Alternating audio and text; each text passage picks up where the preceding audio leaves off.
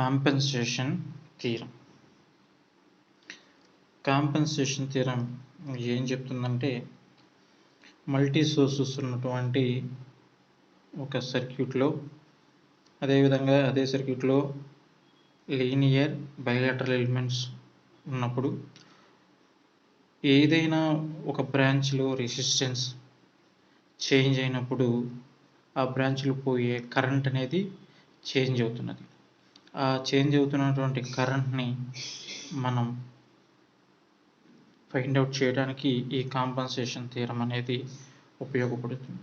అక్కడ మనం ఏం చేస్తున్నామంటే, ఆ చేంజ్ అయినటువంటి రెసిస్టెన్స్ దగ్గర కాంపెన్సేటెడ్ వోల్టేజ్ని మనం ప్లేస్ చేస్తున్నాం. Compensated voltage VC is equal to I into delta R, I into delta R మనం ప్లేస్ చేస్తున్నాం. I ఇంటూ డెల్టా ఆర్, ఏంటి డెల్టా ఆర్ అంటే మనం చూద్దాం. అంటే మామూలుగా మనం రెసిస్టెన్స్ చేంజ్ అయితే చేంజ్ అయినటువంటి కరెంట్ని జనరల్గా మనం ఫైండ్ అవుట్ చేయాలంటే ఏం చేస్తాం? ఫర్ సపోజ్ ఈ సర్క్యూట్ని మనం తీసుకుని మనం మాట్లాడదాం. ఈ సర్క్యూట్లో V అనే వోల్టేజ్ సోర్స్ ఉంది, R1 R2 అనే 2 రెసిస్టర్స్ సిరీస్లో కనెక్ట్ అయ్యి ఉన్నాయి. ఇక్కడ ముందుగా మనం దీంట్లో పోయే కరెంట్ని మనం ఫైండ్ అవుట్ చేద్దాం. అది I అవుతుంది అని అనుకుందాం. అదేవిధంగా ఇప్పుడు ఈ రెసిస్టెన్స్ R2 అనే రెసిస్టెన్స్ కొంత ఇంక్రీజ్ అయింది. ఎంతో మనం చూద్దాం. ఫర్ సపోజ్ అది R2 ప్లస్ డెల్టా ఆర్, అంటే some small resistance delta R అనేది ఇంక్రీజ్ అయింది. ఇప్పుడు ఇలాంటి పరిస్థితుల్లో మనం జనరల్గా ఇక్కడ కూడా ఏం చేస్తాం? కరెంట్ ఫైండ్ అవుట్ చేస్తాం. దాన్ని I' అనుకుందాం. ఓకే, ఇది R1, మన దగ్గర ఉంది R1, ఇది I' అనుకుందాం. ఇప్పుడు ఎంత కరెంట్ చేంజ్ అయ్యింది అని తెలుసుకోవాలంటే మనకి చేంజింగ్ కరెంట్ ఏమొస్తుంది? I మైనస్ I', అంటే డిఫరెన్స్ ఆఫ్ దీస్ టూ, అంటే ఈ రెండింటి యొక్క డిఫరెన్స్ అని చెప్పి మనకి స్పష్టంగా అర్థమవుతుంది. ఇప్పుడు ఈ కాంపెన్సేషన్ థియరంని యూజ్ చేసి మనం డైరెక్ట్గా ఈ డెల్టా ఐని, అంటే చేంజ్ ఇన్ కరెంట్ని మనం ఫైండ్ అవుట్ చేస్తున్నాం. ఎలా అంటే, ఏదైతే చేంజ్ అయినటువంటి రెసిస్టెన్స్ ఉందో ఆ చేంజ్ అయినటువంటి రెసిస్టెన్స్ దగ్గర ఈ కాంపెన్సేటెడ్ వోల్టేజ్ని ప్లేస్ చేసి అదే నెట్వర్క్లో ఉన్నటువంటి రిమైనింగ్ యాక్టివ్ సోర్సెస్ని తీసివేసి, అంటే తీసేస్తున్నామంటే వాటి యొక్క ఇంటర్నల్ రెసిస్టెన్స్తో రీప్లేస్ చేసినప్పుడు, వాటి యొక్క ఇంటర్నల్ రెసిస్టెన్స్ లేదంటే మనకు తెలుసు, వోల్టేజ్ సోర్స్ ఉంటే షార్ట్ సర్క్యూట్ చేస్తాం, కరెంట్ సోర్స్ ఉంటే ఓపెన్ సర్క్యూట్ చేస్తాం. ఆ రకంగా చేసినప్పుడు ఆ చేంజ్ అయినటువంటి రెసిస్టెన్స్లో పోతున్నటువంటి కరెంటే ఇప్పుడు కాంపెన్సేటెడ్ వోల్టేజ్ పెట్టి ఉన్నటువంటి సోర్సెస్ అన్నింటినీ రిమూవ్ చేసినప్పుడు, వాటి యొక్క ఇంటర్నల్ రెసిస్టెన్స్తో రీప్లేస్ చేసినప్పుడు, లేదా ఇంటర్నల్ రెసిస్టెన్స్ లేనప్పుడు వోల్టేజ్ సోర్స్ని షార్ట్ సర్క్యూట్తో, కరెంట్ సోర్స్ని ఓపెన్ సర్క్యూట్తో రీప్లేస్ చేసినప్పుడు ఆ చేంజ్ అయినటువంటి రెసిస్టెన్స్లో పోతున్నటువంటి కరెంటే మనకి వస్తున్నటువంటి చేంజ్ ఇన్ కరెంట్. దాన్ని మనం అర్థం చేసుకునే ప్రయత్నం చేద్దాం. అంటే ఇప్పుడు ఇది జనరల్ మెథడ్.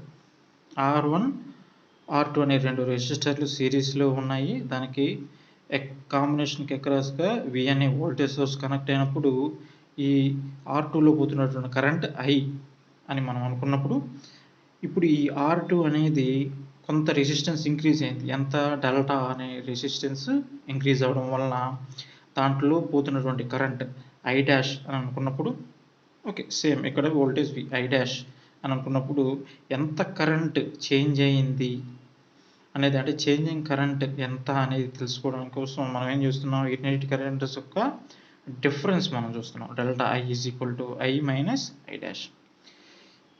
ఇది జనరల్గా మనం చేసేది. ఇది ఇప్పుడు ఈ చేంజ్ ఇన్ కరెంట్ని కాంపెన్సేషన్ థియరం యూజ్ చేసి ఫైండ్ అవుట్ చేస్తున్నాం. ఇప్పుడు ఏం చేస్తున్నాం అంటే, సర్క్యూట్ని ఎలా రాస్తున్నామో చూడండి. ఇది R1, ఇక్కడ ప్లేస్ చేస్తున్నటువంటి రెసిస్టెన్స్ ఏంటి?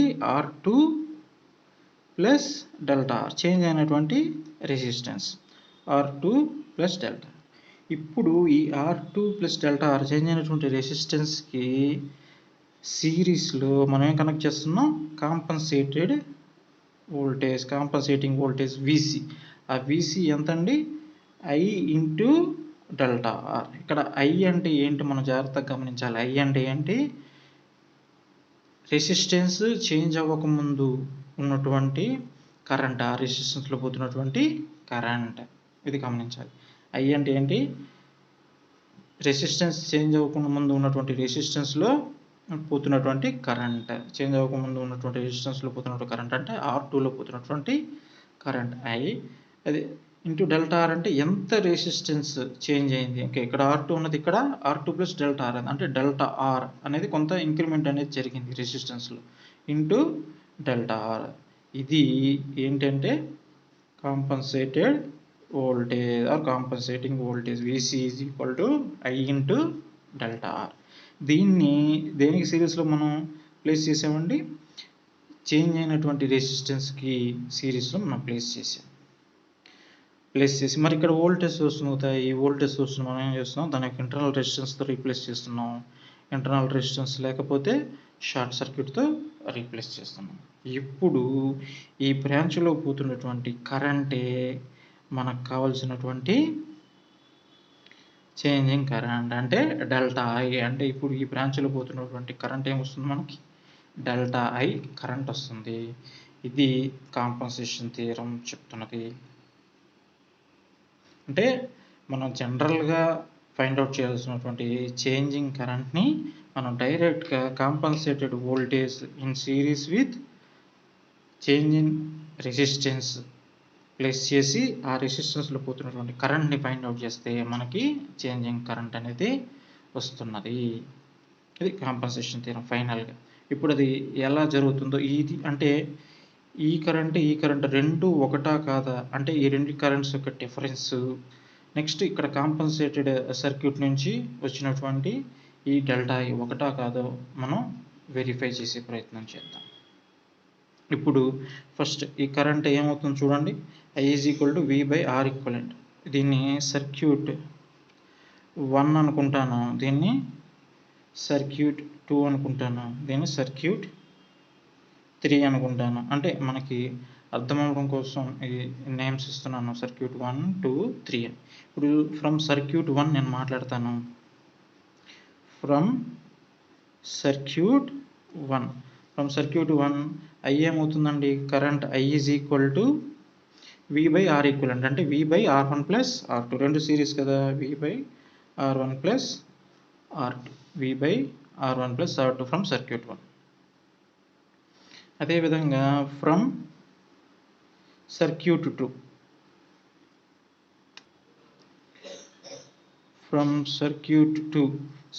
2 కరెంట్ ఏమవుతుంది, I డాష్ ఏమవుతుందండి, I dash is equal to V by R1 plus R2 plus delta. రెండు సిరీస్లు ఉన్నాయి కదా, V by R1 plus R2 plus delta. ఇక్కడ R2 అనేది R2 ప్లస్ డెల్టా ఆర్గా మారింది, ఇక్కడ వచ్చినటువంటి కరెంట్. ఇప్పుడు సర్క్యూట్ 1, సర్క్యూట్ 2 రెండింటి నుంచి వచ్చినటువంటి కరెంట్స్ యొక్క డిఫరెన్సే మనకు కావాల్సినటువంటి చేంజ్ ఇన్ కరెంట్. అంటే delta I is equal to I minus I dash. ఇక్కడ I అంటే ఏంటి, V by R1 plus R2, V by R1 plus R2 minus I dash అంటే V by R1 plus R2 plus delta R. That is equal to, దీన్ని simplify చేస్తే LCM R1 plus R2 into R1 plus R2 plus delta R. దీన్ని cross multiply చేస్తే VR1 plus VR2 plus V into delta R. దీన్ని cross multiply చేస్తే minus VR1 minus VR2. ఇక్కడ plus VR1 minus VR1 cancel అవుతున్నాయి. అదేవిధంగా plus VR2 minus VR2 రెండు cancel అవుతుంది. ఇప్పుడు ఫైనల్గా మనకు వచ్చింది V delta R by R1 plus R2 into R1 plus R2 plus delta R. మనకి ఇక్కడ జాగ్రత్తగా గమనిస్తే ఈ టర్మ్ చూడండి, V by R1 plus R2. V by R1 plus R2 అంటే ఏంటి, మనకి ఇక్కడ I అని చెప్పి మనం రాసుకోవచ్చు. అంటే ఫ్రమ్ సర్క్యూట్ 1 వచ్చినటువంటి current V by R1 plus R2 is equal to I. అంటే ఈ ప్లేస్లో మనం రాయొచ్చు, I రాసినప్పుడు మనకేమొస్తుంది, I is equal I into delta R by denominator R1 plus R2 plus delta R అవుతుంది. ఇది ఫైనల్గా చేంజ్ ఇన్ కరెంట్. దీన్ని మనం ఎక్స్ప్రెషన్ 1 అనుకుందాం. ఇదేంటిది, చేంజ్ ఇన్ కరెంట్. మామూలుగా జనరల్గా మనం రెండు కరెంట్స్ రెసిస్టెన్స్ చేంజ్ కాకుండా ఉన్నప్పుడు ఉన్నటువంటి కరెంట్ని, రెసిస్టెన్స్ చేంజ్ అయిన తర్వాత వచ్చినటువంటి కరెంట్ని, రెండింటి యొక్క డిఫరెన్స్ని మనం చూసినప్పుడు, అంటే జనరల్గా మనం చూసినప్పుడు మనకి చేంజ్ ఇన్ కరెంట్ ఏమొచ్చిందండి, delta I is equal to I into delta R by R1 plus R2 plus delta R వచ్చింది. ఇప్పుడు ఫ్రమ్ సర్క్యూట్ 3 మనం మాట్లాడినప్పుడు change in current delta I is equal to VC by ఈ రెండు series కదా, R1 plus R2 plus delta R అవుతుంది. From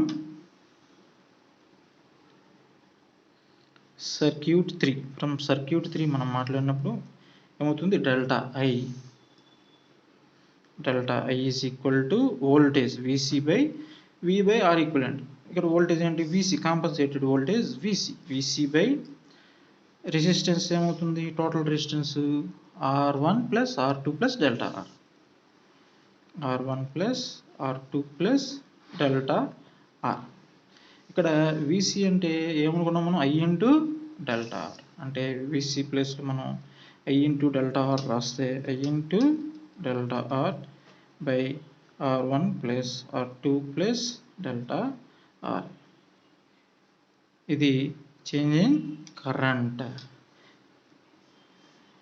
ఇది expression 2 అనుకుందాం. దీన్ని ఈ ఎక్స్ప్రెషన్ 1 అండ్ 2ని కంపేర్ చేస్తే మనకేం అర్థమైంది, expression 1 is equal to expression 2. అంటే ఫైనల్గా ఇక్కడ చేంజింగ్ కరెంట్ని మనం, ఈ ఎక్స్ప్రెషన్ 1 ఎలా వచ్చింది, ఈ చేంజింగ్ కరెంట్ని డైరెక్ట్గా రెసిస్టెన్స్ చేంజ్ అవ్వకముందు ఉన్నటువంటి కరెంట్లోంచి చేంజ్ అయిన తర్వాత ఉన్నటువంటి కరెంట్ని మనం సబ్ట్రాక్ట్ చేస్తే మనకు వచ్చినటువంటి కరెంట్ ఇది చేంజింగ్ కరెంట్.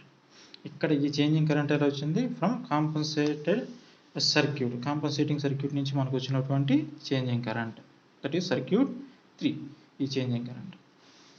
అంతే, delta I is equal to I into delta R by R1 plus R2 plus delta R. అంటే బోత్ ఆర్ సేమ్. అంటే ఫైనల్గా కాంపన్సేషన్ థియరం యూజ్ చేసి మనం ఏం చేస్తున్నాం, ఒక కాంప్లెక్స్ నెట్వర్క్లో పర్టికులర్ రెసిస్టెన్స్ అనేది చేంజ్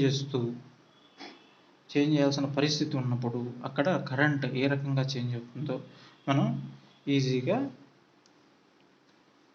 క్యాలిక్యులేట్ చేయొచ్చు with the help of this compensation theorem. Compensation theorem అనేది మనకు ఆ రకంగా ఉపయోగపడుతుంది. రెసిస్టెన్స్ చేంజ్ అయినప్పుడు ఆ బ్రాంచ్లో చేంజ్ అవుతున్నటువంటి కరెంట్ని ఫైండ్ అవుట్ చేయడానికి మనకి కాంపన్సేషన్ థియరం ఉపయోగపడుతుంది.